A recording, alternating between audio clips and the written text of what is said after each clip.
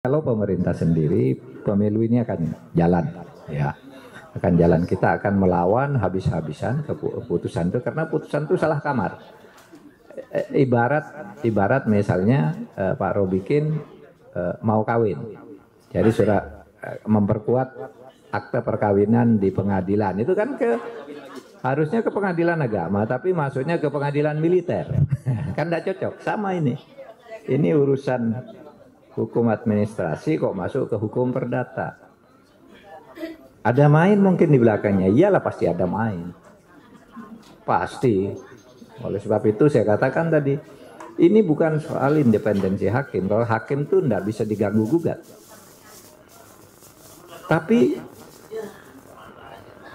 kalau di kedokteran tuh independensinya itu misalnya pada kode etik diatur ini kalau melanggar etik ya. Tapi kalau ilmunya salah, itu ada dewan sendiri, dewan disiplin dokter. Kalau ini dewan kode etik, ini dewan disiplin yang terangkut ilmu. Nah ini kan ilmunya salah ini. Oh, sudah jelas kalau pemilu itu pengadilannya di sana, kok dia yang mutus. Dan sudah ada tuh petunjuk dari Mahkamah Agung. Kalau ada urusan administrasi masuk, ditolak.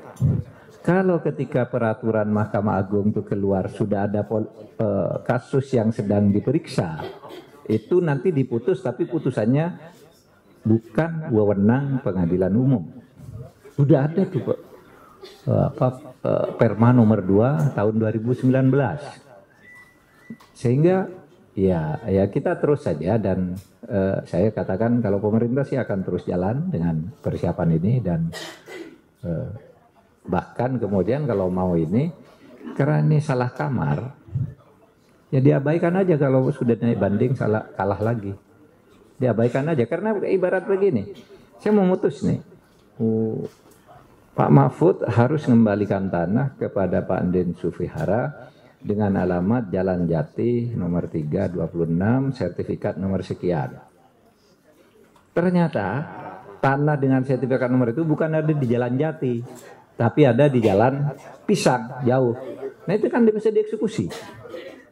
Sama dengan itu.